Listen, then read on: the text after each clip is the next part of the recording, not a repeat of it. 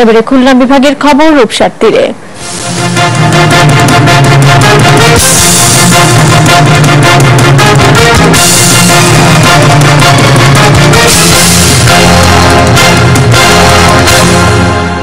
জানিয়ে দিচ্ছি খুলনা বিভাগের সংবাদ।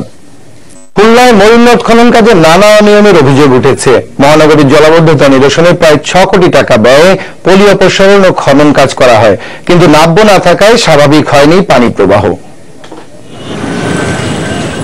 নেই পানির প্রবাহ, যতদূর চোখ যায় কচুরিপানায় ভরা। পানি যা আছে তা নোংরা ও দুর্গন্ধযুক্ত। এ চিত্র খুলনার ময়ূরনদের। এই অবস্থায় কে বলবে মাত্র 1.5 বছর আগে নদ বাঁচাতে খনন আর পলি অপসারণ করা হয়েছে।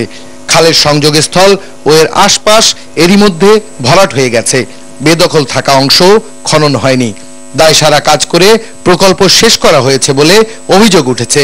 মেশিন টেশিং আইছিল, ওই বড় আসছে, তার তেমন কোনো ইয়ে দেয়নি। যে পানিটাই শুধু ঘোলা করছে, কিন্তু এটা যে পলি, যে ময়লা মাটিটা, এটা যে উঠায় নিয়ে বাইরে কোথাও ফেলবে সেরকম কিছু করে নাই। তাদেরকে বারবার করে আমরা এখানে অবজেকশন দিয়েছিলাম, ওটা তারা মানে জ্ঞান করি নাই। টেন্ডারের তো কোনো কাজই নেই, টাকা হাওয়া। নানা অনিয়ম আর সঠিক পদ্ধতিতে খনন হয়নি বলছেন নাগরিক নেতা ও জনপ্রতিনিধিরা।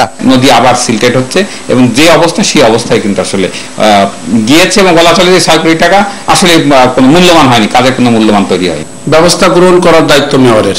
আবারও প্রশ্ন করব যে এই ব্যাপারে আপনার কি উত্তর আছে, সেটা আপনি পাবলিকের সামনে ক্লিয়ার করেন। 2013 সালে শুরু করে 2014 সালের নভেম্বরে প্রকল্পের কাজ শেষ করে ঠিকাদারি প্রতিষ্ঠান মেসার্স জেভি কনস্ট্রাকশন। এতে ব্যয় হয় 6 কোটি টাকা। সব আনুষ্ঠানিকতা শেষ করে সম্প্রতি জামানতের 59 লাখ টাকাও বুঝে নিয়েছেন ঠিকাদারি প্রতিষ্ঠান। কারণ এখানে কোন রকম ফাঁকে কোনো কায়দা নাই, বরং কাজ আরো বেশি করা হয়েছে। আমার দৃষ্টিতে আমি কাজ বেশি করেছি। এলজিডির এখানকার প্রতিনিধি এবং হেডকোয়ার্টারের পিডির ডাইরেক্ট প্রতিনিধি, তারপরে আপনার কেসিসির প্রতিনিধি এবং ঠিকাদারের প্রতিনিধি, এই যে 5-6 গ্রুপ লোক সবাই মিলে পিডি ওয়ার্ক করছে, পোস্ট ওয়ার্ক করছে।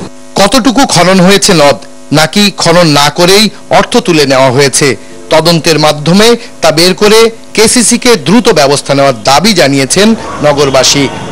মোস্তফা জামাল, মাছরাঙা সংবাদ, খুলনা।